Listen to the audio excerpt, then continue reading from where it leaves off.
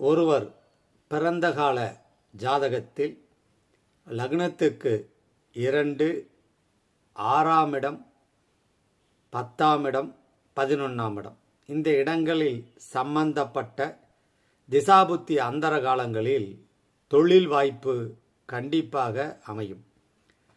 நிலையான தொழில் அமைப்பா என்றால் நடக்கிற திசை லக்னாதிபதியுடனும் 10ஆம் அதிபதியுடனும் தொடர்பு பெற்று வலுத்திருந்தால் அவர்கள் தங்களுடைய தொழிலை அடிக்கடி மாற்றாமல் நிரந்தரமாக ஒரே நிறுவனத்தில் பணிபுரிவார்கள்.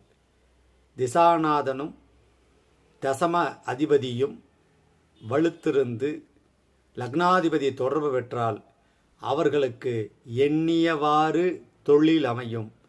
வாழ்வில் தொழிலால் புகழ் பெறுவார்கள், சிறப்பு பெறுவார்கள்.